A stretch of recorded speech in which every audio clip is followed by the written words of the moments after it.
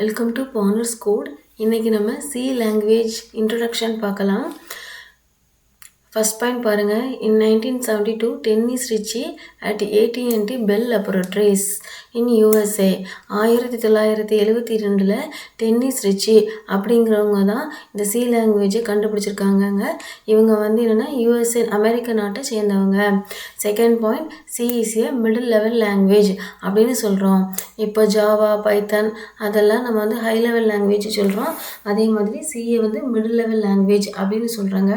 Third point, C is a case sensitive language அப்படின்னு சொல்கிறோம். இந்த கேஸ் சென்சிட்டிவ் அப்படின்னா என்னென்னா, நம்ம இங்கிலீஷில் 2 விதமாக லெட்டரை எழுதுவோம் அப்படின்னா, ஸ்மால் லெட்டர், கேபிட்டல் லெட்டர் அப்படின்னு 2 விதமாக எழுதுவோம். நம்ம சி லாங்குவேஜை பார்த்தீங்கன்னா நீங்கள் இங்கிலீஷில் உள்ள ஸ்மால் லெட்டரில் தாங்க எழுதணும்.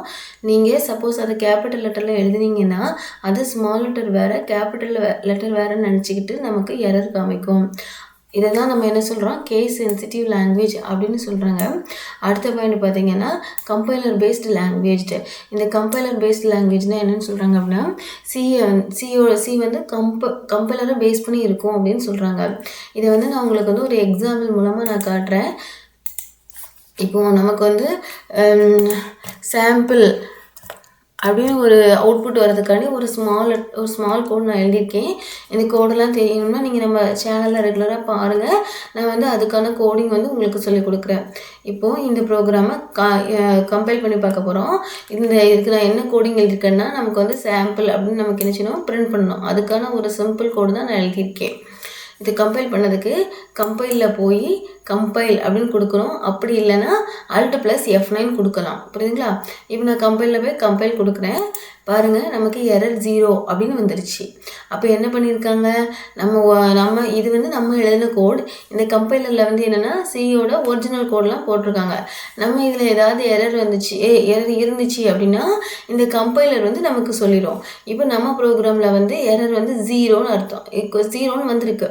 அப்போ என்னது, நம்ம எழுதின கோடில் எரர் இல்லைன்னு அர்த்தம். எப்போ எரர் வந்து 0ன்னு வருதோ அப்போ தான் நம்ம என்ன செய்ய முடியும், அந்த ப்ரோக்ராமை ரன் பண்ண முடியும். இப்போ நமக்கு எரர் 0ன்னு வந்துருச்சு. இப்போ பாருங்கள், நான் வேணும்னே இந்த செமிகோலனை நான் வந்து எடுத்து விட்டுறேன். சிஏ பொறுத்த வரைக்கும் நீங்கள் ஒவ்வொரு லைன் முடிஞ்ச பிறகு கண்டிப்பாக செமிகோலன் வைக்கணும். இந்த செமிகோலன் வச்சாதான் அந்த கம்பைலர் வந்து அந்த லைன் வந்து முடிஞ்சிட்டு அப்படின்னு நம்ம நினைக்கும். சரிங்களா? அதனால் ஒவ்வொரு லைன் முடியும் போதும் நம்ம எனக்கு என்ன செய்யணும், கண்டிப்பாக செமிகோலன் வச்சிடணும். அதே மாதிரி மெயின் ஆஃப்லேயும் நீங்கள் வச்சுக்கூடாது, செமிகோலன் வைக்கக்கூடாது. செமிகோலனுங்கிறது நீங்கள் இதில் வந்து நீங்கள் செமிகோலன் வச்சிட்டிங்க அப்படின்னா என்ன அர்த்தம் அப்படின்னா, இதுக்கு கீழே எந்த ஃபங்க்ஷனுமே இல்லை, இந்த மெயின் ஆஃப் வந்து இதோட முடிஞ்சிட்டுன்னு நினச்சிக்கூடும். ஆனால் நம்ம என்ன பண்ணியிருக்கோம், மெயின் ஆஃப்க்கு கீழே இவ்வளோ லைன்ஸ் எழுதியிருக்கோம். அப்படிங்கும்போது நம்ம என்ன செய்யக்கூடாது, இதில் செமிகோலன் வைக்கக்கூடாது. இப்போது நம்ம கெட்சிஹெச்சில் என்ன பண்ணியிருக்கோம், வேணும்னா ஒரு செமிகோலனை எடுத்து விட்டுருக்கோம், டெலிட் பண்ணியிருக்கோம். இப்போ நான் இதை என்ன பண்ண போகிறேன், கம்பைல் பண்ண போகிறேன். Alt+F9 கொடுக்குறேன். பாருங்கள், நம்ம ப்ரோக்ராமில் எரர்ஸில் 2ன்னு வருது. 2 எரர் நம்ம ப்ரோக்ராமில் இருக்குன்னு காமிக்குது. சரிங்களா? இப்போ பாருங்கள், என்ட்ரு பண்ணுறேன். என்ட்ரு பண்ணல 8வது ரோவில் ஸ்டேட்மெண்ட் மிஸ்ஸிங் அப்படின்னு வருது, செமிகோலன் மிஸ்ஸிங் அப்படின்னு வருது. சரிங்களா? 8வது லைனில் நமக்கு என்ன செய்யுது, எரர் இருக்குன்னு வருது. இப்போ நான் என்ன பண்ண போகிறேன், செமிகோலன் நான் வச்சிடுறேன். செமிகோலன் வச்சுட்டு இப்போ நம்ம சேவ் பண்ணிக்கலாம். சேவ் பண்ணதுக்கு ஃபைலில் போய் சேவ் கூட நீங்கள் என்ன செஞ்சுக்கலாம், கொடுத்துட்டு கம்பைல் பண்ண போகிறோம். கம்பைல் பண்ணதுக்கு Alt+F9 நான் கொடுக்குறேன். இப்போ பாருங்கள், எரர் 0ன்னு வந்துருச்சு. ஓகேங்களா? அப்போ என்ன பண்ணியிருக்காங்க, கம்பைலரில் ஒரிஜினல் கோட் போட்டிருக்காங்க. இது வந்து நம்ம எழுதின கோட். நமக்கு என்ன எரர் வந்தாலும் நமக்கு என்ன செஞ்சிடும், இந்த கம்பைலர் வந்து நமக்கு என்னது சொல்லிடும். இதை தான் நம்ம என்ன பண்ணுறாங்க, கம்பைலர் பேஸ்ட் லாங்குவேஜ் அப்படின்னு சொல்கிறோம். இப்போ நம்ம ப்ரோக்ராமில் எரர் 0ன்னு வந்துருச்சு. இப்போ நான் இந்த ப்ரோக்ராமை ரன் பண்ணுறேன். ரன் பண்ணதுக்கு அந்த ரன்னில் போய் நீங்கள் ரன்னு கொடுக்கலாம். அப்படி இல்லைன்னா Ctrl+F9 கொடுக்கலாம். பாருங்கள், நமக்கு வந்து என்ன பண்ணிவிட்டு சாம்பிள் அப்படின்னு நமக்கு என்ன செஞ்சிச்சு, அவுட்புட் வந்துட்டு. இப்போ அடுத்த பயன் போகலாம். அடுத்த பயன் பாருங்கள், ஸ்ட்ரக்சர் ஓரியன்ட் ப்ரோக்ராமிங் லாங்குவேஜ் அப்படின்னு சொல்கிறோம்.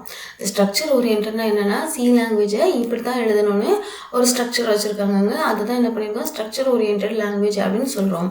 இதுக்கு ஃபஸ்ட் நம்ம வந்து ப்ரோக்ராம் ஸ்ட்ரக்சர் பாருங்கள். ஃபஸ்ட் லைனில் என்னது, ப்ரீ ப்ராசஸர் ஹெடர் ஃபைல், அடுத்தது மெயின் ஆஃப், அப்புறம் ஓப்பன் பிரேஸ், இதில் டேட்டா டைப்ஸ், வேரியபிள்ஸ், அப்புறம் இன்புட் அவுட்புட் ஸ்டேட்மெண்ட்ஸ், அப்புறம் க்ளோஸ் பிரேஸ்.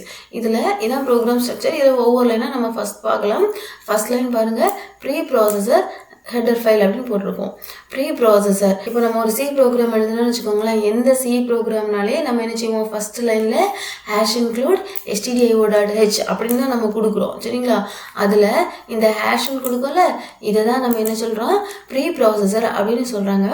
அடுத்தது பாருங்கள், இந்த stdio.hன்னு கொடுக்கும். இந்த stdio.hனா இது என்னென்னா ஹெடர் ஃபைல் அப்படின்னு அர்த்தம். பாருங்கள், .h std.h, இந்த .h அப்படின்னு முடிஞ்சாலே என்னென்னா அது வந்து ஒரு ஹெடர் ஃபைலு.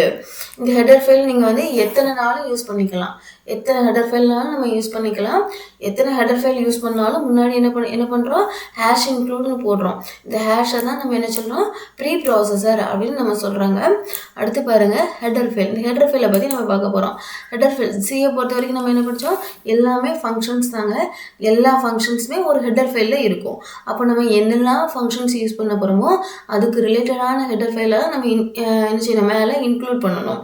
இப்போ சாதாரணமாக ஒரு இன்புட் அவுட்புட் மட்டும் நம்ம செய்ய போகிறோம் அப்படின்னா நமக்கு இன்புட் ஃபங்க்ஷன்ஸ் வந்து என்னென்னா ஸ்கேன்எஃப், அவுட்புட் ஃபங்க்ஷன்ஸ் வந்து என்னென்னா பிரிண்ட்எஃப்.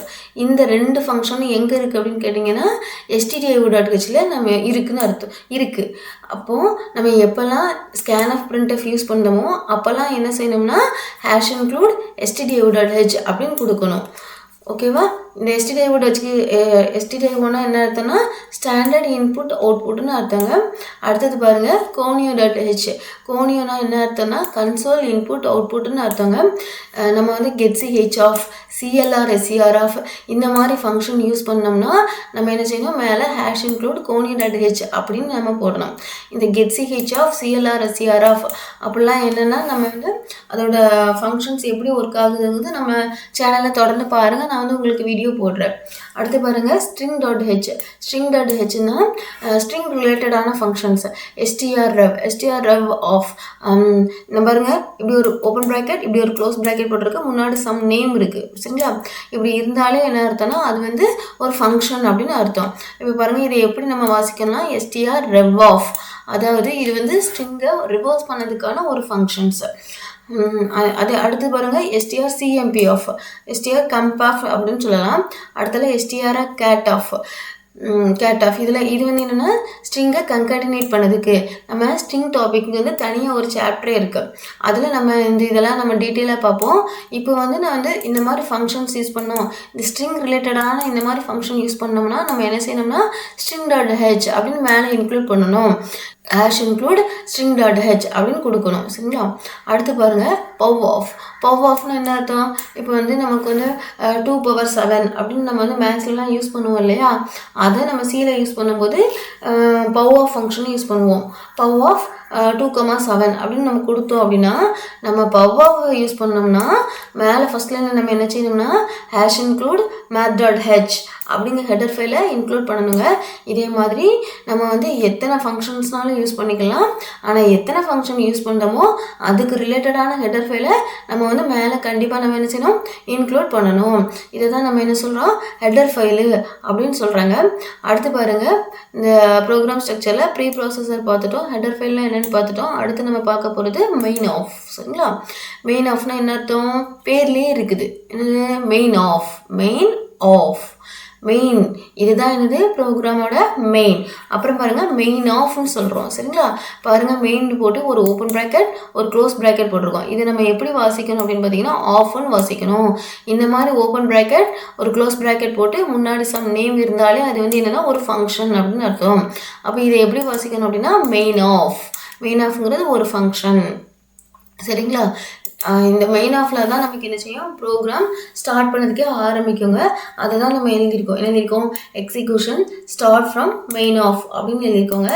இதோட சின்டாக்ஸ் பார்த்தீங்கன்னா மெயின் ஆஃப் ஒரு ஓப்பன் கர்லி பிரேஸ், அடுத்தால டேட்டா டைப், வேரியபிள் நேம்ஸ், அடுத்தால ஸ்டேட்மெண்ட் 1 ஸ்டேட்மெண்ட் 2 இதே மாதிரி எத்தனை ஸ்டேட்மெண்ட் எடுத்துக்கலாம்.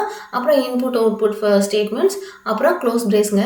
இந்த ஓப்பன் பிரேஸ் க்ளோஸ் பிரேஸ் எதுக்காக அப்படின்னு கேட்டிங்கன்னா இதுதான் இதோட லிமிட்டேஷனை குறிக்குதுங்க.